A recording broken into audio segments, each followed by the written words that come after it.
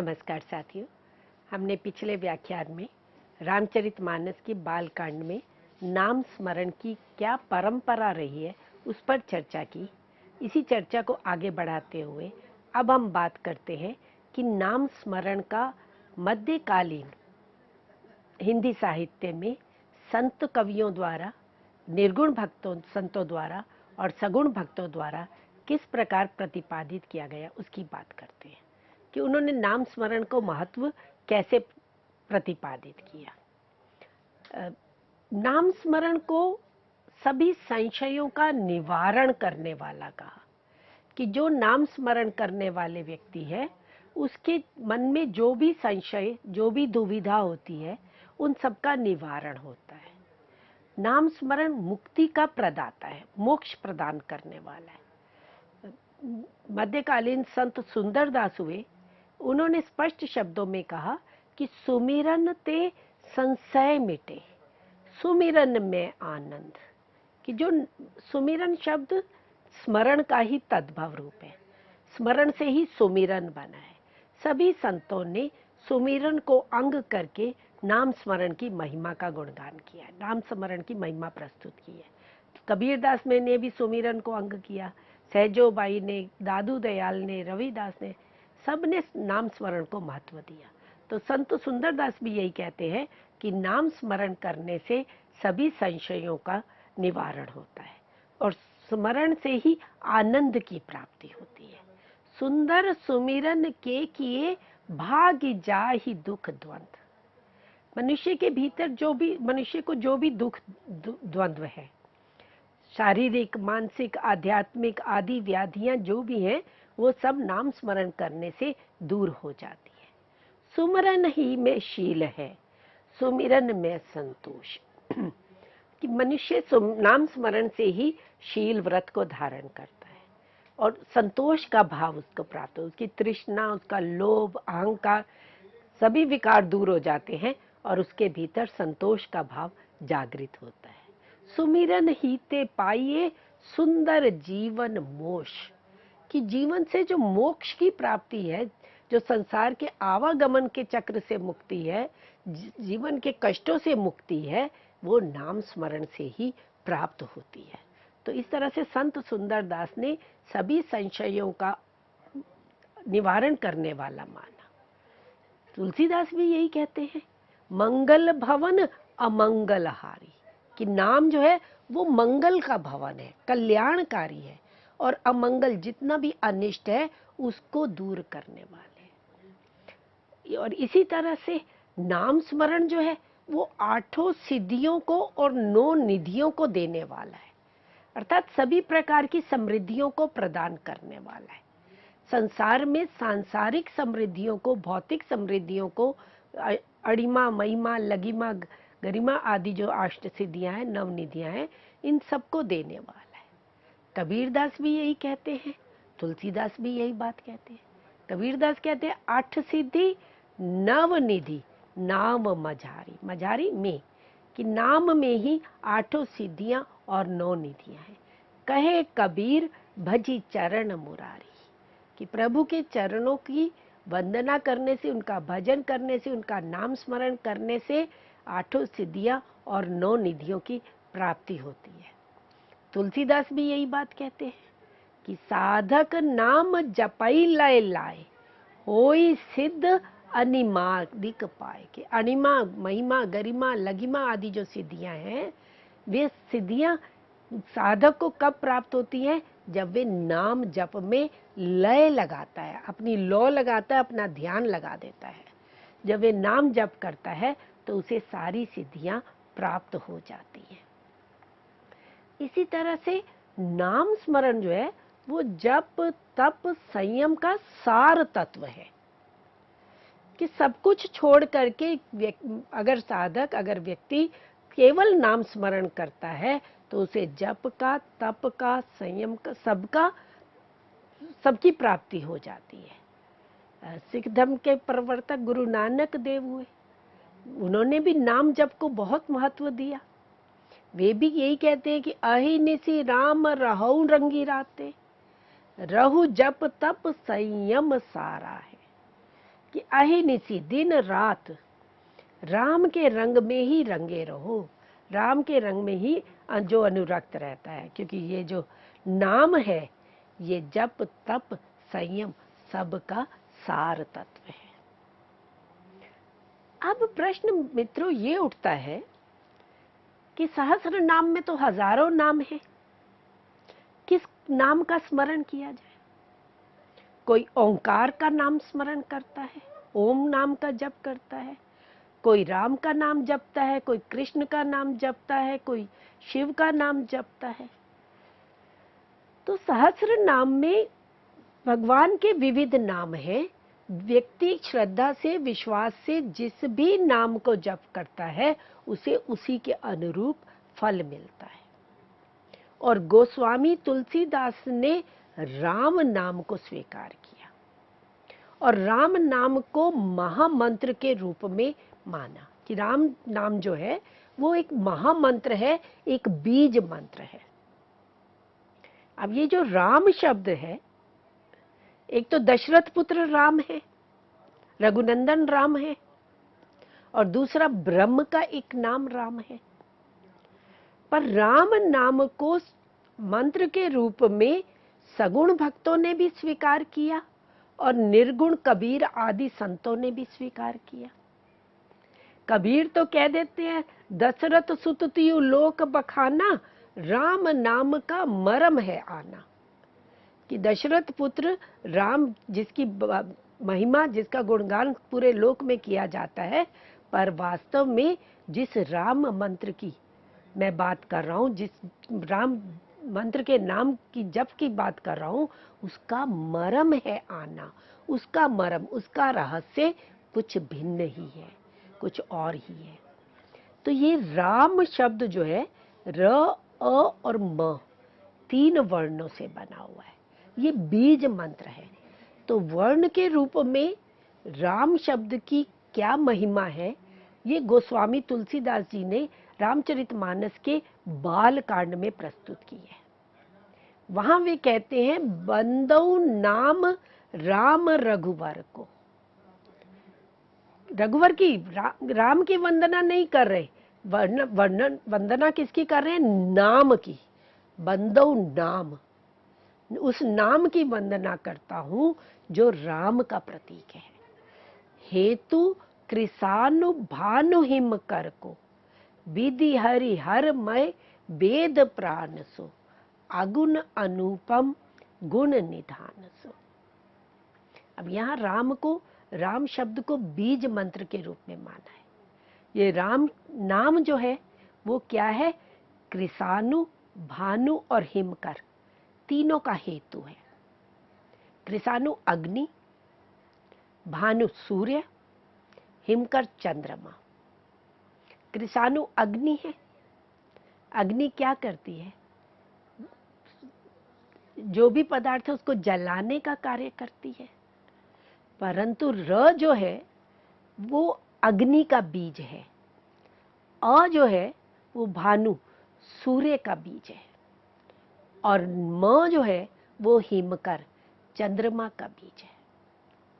कृसानु जो अग्नि है वो सारे मलिनताओं को जला देती है। उसी तरह से जो र शब्द है, र वर्ण है, वो हमारे हृदय के भीतर, हमारे शरीर के भीतर जो मलिनताएं हैं, जो विकार हैं, उनको जलाने का कार्य करता है। इसी तरह से भानु, सूर्य, सूर्य क्या करता है? सूर्य सारे संसार के अंधकार को दूर करता है। रात्रि का जो पूरा अंधकार था उसको वो दूर करके पूरे संसार में प्रकाश फैला देता है। तो सूर्य तो बाहरी अंधकार को दूर करता है, परंतु जो भानु का बीज मंत्र है वह सूक्ष्म शरीर के भीतर विद्यमान जो अज्ञान का, मोह का अंधकार है उसको दूर करने वाला है। इसी तरह से म जो है वो चंद्रमा का बीज है। चंद्रमा शीतलता प्रदान करता है संसार को, रात्रि में शीतलता प्रदान करता है। इसी तरह से जो म वर्ण है वो जीव के हृदय के भीतर मन में जो अशांति है उसको दूर करके उसे शीतलता प्रदान करता है। तो इस तरह से राम नाम जो है वो हेतु कृषानु भानु हिमकर को, अग्नि का, सूर्य का और चंद्रमा का हेतु है। विधि हरि हर मय वेद प्राण सु, और विधि ब्रह्मा, हरि विष्णु, हर शिव। तो ब्रह्मा विष्णु महेश ये भी राम मंत्र को अपने हृदय में धारण किए हुए। वेद प्राण सो, वेदों का तो प्राण तत्व राम नाम है। और ये राम कैसा है? अगुण, निर्गुण है, गुणों से परे है, गुणातीत है, अनुपम है। इसकी उपमा नहीं दी जा सकती, उसकी तुलना किसी से भी नहीं की जा सकती। गुण निधान सो, गुणों का भंडार है, निधान भंडार है, खजाना है, गुणों का समृद्धि है, गुणों से युक्त है। तो इस तरह से वे राम नाम को महामंत्र के रूप में वंदना करते हैं तुलसीदास जी। और गोस्वामी तुलसीदास जी जो र, अ और म इन तीन को बीज मंत्र के रूप में स्वीकार करते हैं, और वे कहते हैं कि ये जो महामंत्र है ये मुक्ति प्रदाता है, मोक्ष देने वाला है। और इस महामंत्र का जाप शिवजी निरंतर करते हैं। तो महामंत्र जोई जपत महेशु, शिव भी इस महामंत्र का जाप निरंतर करते हैं। काशी मुक्ति हेतु उपदेशु, और काशी में मुक्ति का कारण यही राम का नाम है। लोक में एक प्रसिद्धि है, या लोक श्रुति, हम उसको जनश्रुति भी कह सकते हैं, या लोक में एक मान्यता है कि काशी में जो मृत्यु को प्राप्त होता है वह सीधा मोक्ष को जाता है। और इसीलिए करवत काशी भी प्रसिद्ध है। वहां जाकर के लोग अपने जीवन के अंतिम समय में जाकर के रहने लगते हैं ताकि मोक्ष प्रदान हो। परंतु गोस्वामी तुलसीदास कहते हैं कि काशी में भी मुक्ति किससे प्राप्त होती है?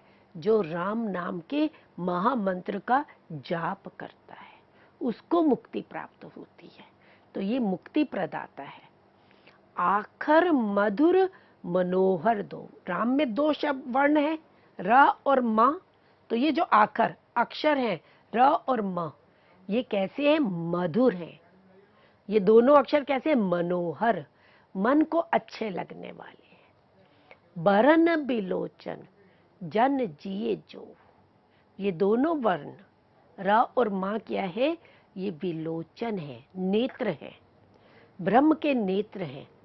और जो जन, जो भक्त अपने हृदय में इस मंत्र को, इस राम नाम को धारण करता है, उसके अज्ञान दूर हो जाता है और ज्ञान के चक्षु खुल जाते हैं। तो राम नाम जो राम के जो दो वर्ण हैं ये ज्ञान के चक्षु हैं। पद्म पुराण में भी भगवान शिव जी ने, जब माता पार्वती ने शिवजी से पूछी राम नाम की महिमा, कि राम नाम जपने से क्या होता है या किस मंत्र का जाप किया जाना चाहिए, तो वहां शिव भी राम नाम की जाप की महिमा का वर्णन करते हैं।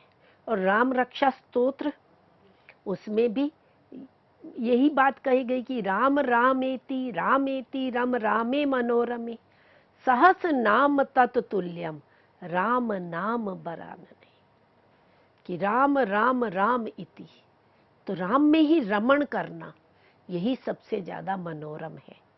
और भगवान के सहस्र नाम है, हजारों नाम है, पर उन सहस्र नामों के तत्तुल्यम, उसमें बराबर है एक राम का नाम। तो सहस्र नाम तत्तुल्यम राम नाम बरानने, कि श्रेष्ठ जो राम का नाम है वो सहस्र नामों के समकक्ष है, उसके बराबर है, उसकी तुलना नहीं की जा सकती। इसी तरह से राम नाम की महिमा को ब्रह्म वैवर्त पुराण में भी कहा गया। वहां राधा का कथन है कि रा शब्दों विश्व वचनो मश्चापी ईश्वर वाचका विश्वानाम ईश्वरो यो ही तेन रामः प्रकीर्तिता। कि राम में जो दो शब्द है रा और म, रा शब्द विश्ववाचक है, विश्व का सूचक है, और म च ईश्वर वाचका, और म शब्द ईश्वर वाचक है। तो विश्वा नाम ईश्वरा, विश्व का जो ईश्वर है वे ही राम प्रकीर्तिता, उसे ही राम कहा गया। तो इस तरह से राम शब्द ईश्वर का प्रतीक है, ईश्वर का प्रचार। इसी तरह से राम शब्द जो है वो तो सतचित आनंद स्वरूप परमात्मा का ही साक्षात रूप है। मांडुक्योपनिषद में यही कहा गया कि योगी लोग जो है जहां रमण करते हैं, उनका मन जहां रमता है वे राम है। रमन्ते योगिना यस्मिन स रामा, कि योगी जहां रमण करते हैं, योगियों का मन जहां विलीन हो जाता है समाधि की स्थिति में, वे राम है। और ये राम क्या है? सतचित आनंद स्वरूप है। और तुलसीदास ने, गोस्वामी तुलसीदास ने बालकांड में इसी राम शब्द को छत्र रूप में कहा, मुकुट मणि के रूप में कहा। र जो है वो रेफ, धर्म जब हम बोलते हैं तो र ऊपर लगता है, कर्म बोलते हैं र ऊपर लगता है, रेफ ऊपर लगता है। तो ये जो धर्म कर्म शर्म हम इस तरह से वर्ड बोलते हैं, या वर्षा बोलते हैं तो र ऊपर आता है। तो ये रेफ है, ये क्या है? छत्र है। तो एक छत्र एक मुकुट मणि, की र तो छत्र है और म मुकुट मणि है। मुकुट में जैसे मणि सुशोभित होती है, ऐसे ही म जो है हर वर्ण के ऊपर सुशोभित होता है, अनुस्वार के रूप में। अनुस्वार बिंदी जो है हर वर्ण के ऊपर लगा दी जाती है। तो र जो है वो छत्र है और म जो है वो मुकुट मणि। सब बरननी पे जो, ये सारे वर्णों के ऊपर, सारे अक्षरों के ऊपर वो सुशोभित होता है। तुलसीदास, तुलसी रघुबर नाम के बरन बिराजत दो, दो वर्ण, दोनों वर्ण, दोनों अक्षर, कौन से? र और म, ये पूरे संसार में छत्र के रूप में, मुकुट मणि के रूप में सुशोभित होते हैं।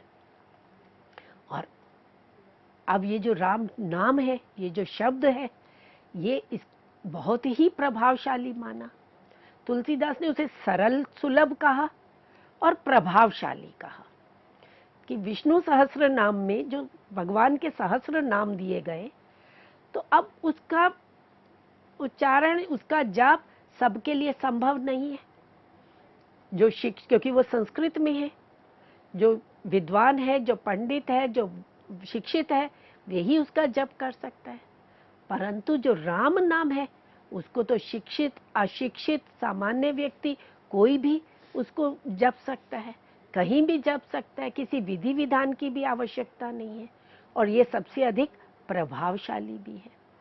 तो और ये बात शिव जी ने माता पार्वती से कही। तो सहस नाम सम सुनि शिव बानी, जपि जय पिए संग भवानी। कि जब भवानी पार्वती ने शिव जी से पूछा कि राम नाम की क्या महत्व है, तो उन्होंने कहा कि राम नाम जो है वो सहस्र नाम के सम, उसके तुल्य है, उसके बराबर है। तो शिव के ये वचन को सुन करके पार्वती ने भी राम नाम का जप करना शुरू किया। किसके साथ? पिए संग, शिव जी के साथ। तो शिव और पार्वती दोनों ने ही राम नाम का जप किया। जपि जेई पिए संग भवानी, हर्षे हेतु हेरि हर ही को, किए भूषण तिए भूषण ती को। तो जब हेरी देखा, किसने? हर, शिव जी ने। जब शिव जी ने देखा कि पार्वती जो है वो राम नाम का जप कर रही है, राम नाम का स्मरण करती है, तो ऐसी पार्वती को उन्होंने अपनी भूषण दिए, किए भूषण दिए भूषण ती को, उसे अपना आभूषण बना लिया। पार्वती जो कैसी है?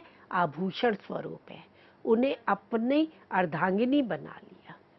नाम प्रभाव जान शिवनी को, कालकूट फल दीन अमी को।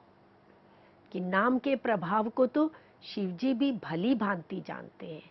नीको मीन्स भली भांति। और नाम लेकर के ही कालकूट भी जो है, विष भी है, वे भी उनके लिए अमृत का फल देता है, अमृत के समान फलकारी हो गया। यहाँ देखिए शब्द गोस्वामी जी प्रयोग करते हैं कालकूट। अब ये कालकूट वास्तव में क्या है? जब समुद्र मंथन हुआ था, सागर मंथन हुआ था, तो उसमें से विष निकला था जो पूरे संसार को में व्याप्त हो गया था। पूरा संसार उससे दुखी हो गया था और देवताओं ने फिर जाकर के शिव जी से विनती की, तो शिव जी ने उस कालकूट को अपने गले में धारण किया था और वे कालकूट अमृत बन गए। आज के संदर्भ में, हम वर्तमान संदर्भ में देखें तो जो सामाजिक विकार है, धार्मिक विकार है, राजनीतिक विकार है, विकृतियां हैं, वितंडाएं हैं, इतना भ्रष्टाचार है, ये सब कालकूट है। और ये कालकूट, ये विकृतियां, ये विकार, ये सब अमृत कब बन सकते हैं? जब नाम के प्रभाव से। तो वर्तमान में भी, आज के समाज में भी जब भौतिकता की प्रधानता है, जब समाज में राजनीतिक स्तर पर समाज में मूल्यों का हनन हो रहा है, भ्रष्टाचार का बढ़ावा हो रहा है, एक वैमनस्य की स्थिति बनी हुई है, धार्मिक स्तर पर विखंडन की स्थिति बनी हुई है, तो ऐसी स्थिति में कालकूट रूपी विषमताओं के को जो नाम है वो अमृत रूप में परिवर्तित कर देने वाला है। और गोस्वामी तुलसीदास जी ने बालकांड में राम के नाम को तो वर्षा ऋतु में सावन भादो के समान माना है। सावन भादो का महीना जब होता है, उसमें वर्षा ऋतु में सारी फसल लहलहा उठती है, धान जो है वो खिल उठता है। तो वर्षा ऋतु रघुपति भगति, तुलसी साल सुदास, राम नाम बर बरन जुग, सावन भादव मास। कि रघुपति राम की जो भक्ति है वो वर्षा ऋतु है। पूरा एक बड़ा सुंदर रूपक तुलसीदास जी यहाँ प्रस्तुत करते हैं कि राम की जो भक्ति है वो वर्षा ऋतु है, और जो सुदास जो भक्त हैं वो साली धान है, अनाज है। तो तुलसी साली सुदास, तो वर्षा ऋतु में धान बोया जाता है, तो वो साल, वो धान्य क्या है? वो भक्त है। राम नाम बर बरन जुग, तो जुग मतलब दोनों, बरन वर्ण अक्षर, राम नाम में जो र और म दोनों अक्षर श्रेष्ठ अक्षर हैं, वो क्या है? सावन भादव मास, सावन और भादव के महीने हैं। उन्हें उस महीनों के रूप में गोस्वामी तुलसीदास जी कहते हैं। और राम का नाम बोलने में सरल है और नाम स्मरण से सभी सिद्धियां सुलभ हो जाती हैं, सभी अमंगलों का विनाश हो जाता है, अनिष्ट का विनाश हो जाता है, और कैसा है? सुखद है, सुख देने वाला है। और इस लोक का ही, लोक में ही लाभकारी नहीं है, इस नाम का स्मरण करने से इस लोक में भौतिक समृद्धियों की तो लाभ प्राप्त होता ही है, पर लोक निभाओ, परलोक में भी, परम धाम में भी वो निर्वाह करता है, वहां भी उससे लाभ प्राप्त होता है।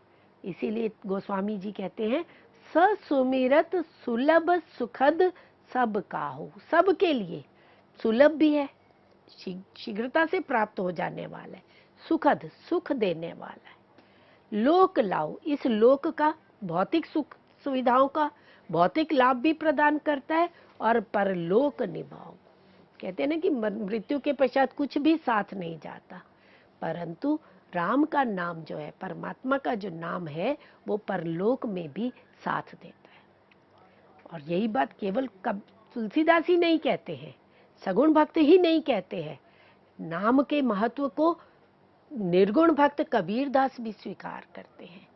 वे भी कहते हैं, कहे कबीर कछु आन न कीजिए, कि कुछ और करने की आवश्यकता नहीं है, कोई योग साधना, कोई तप, कोई उपवास, कुछ करने की, कुछ बाह्य आडंबर करने की आवश्यकता नहीं है। राम नाम जपी लाहा लीजिए, राम का नाम जप करके लाहा, लाभ, लाभ को प्राप्त कीजिए, क्योंकि राम का नाम कैसा है? इस लोक में भी लाभ देने वाला है और दूसरे लोक, परलोक में भी लाभ देने वाला है।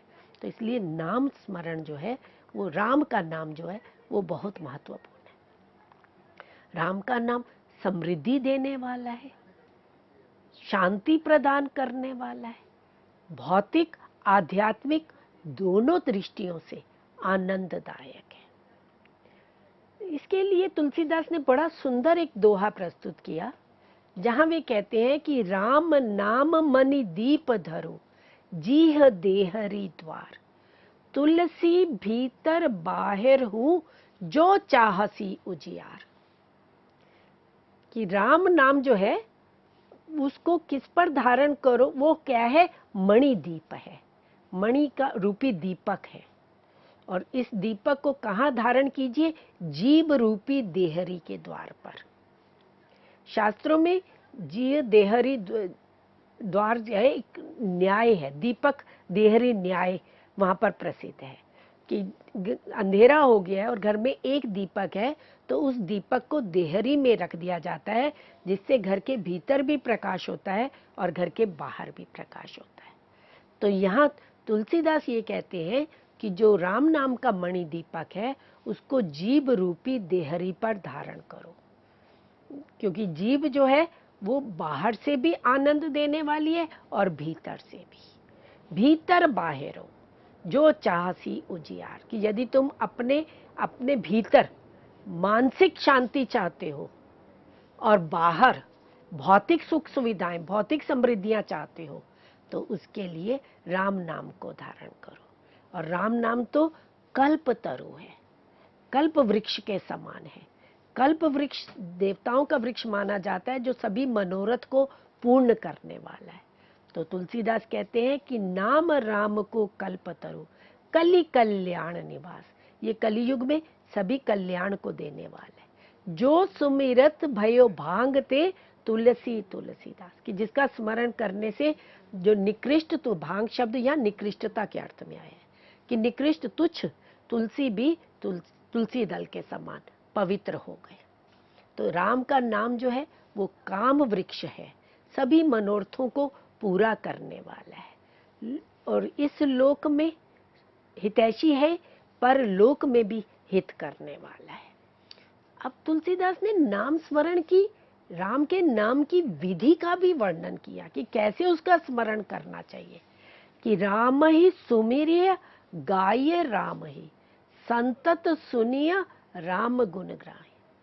कि उसको पहले तो अपने कानों से सुनना चाहिए, स्मरण करना चाहिए, उसे सुन करके अपने भीतर स्मरण करना चाहिए और फिर गाइए, उसका गान भी करना चाहिए। केवल मनसा जाप की बात, अजपा जाप की बात संत करते हैं, नाथ पंथी सिद्ध करते हैं, परंतु गोस्वामी तुलसीदास केवल अजपा जाप की बात नहीं करते हैं, वे उसको भजन के रूप में, गाने के लिए। कि गाने से, कीर्तन करने से स्वयं का भी लाभ होता है और समाज का भी लाभ होता है। तो संतत सुनिए, संत समाज में बैठ करके उसको ध्यान से सुन करके उसको अपने मन के भीतर धारण कीजिए और फिर उसका गान कीजिए। तो इस तरह से तुलसीदास ने नाम स्मरण की महिमा को गौण किया और नाम को नामी से, राम से भी बड़ा माना है। कि देखिए रूप नाम अधीना, रूप ज्ञान नहीं नाम अधीना, अगुण सगुण दुई ब्रह्म स्वरूपा, अकथ अगाध अनादि अनूपा, मोरे मत बड़ नाम दुहूते, किए जही जुग निज बस निज मूते। तो इस तरह से राम के नाम को उन्होंने राम से भी श्रेष्ठ माना है और नाम को निर्गुण सगुण दोनों के लिए ही सार्थक बताया है, दोनों के लिए ही उपयुक्त बताया है। तो इस तरह से गोस्वामी तुलसीदास जी ने बाल कांड में जिस रूप से राम नाम की महिमा का गुणगान किया है, उसकी चर्चा आज हमने की। तो आज की चर्चा को हम यहीं समाप्त करते हैं। अगले विषय के साथ पुनः प्रस्तुत होंगे। धन्यवाद।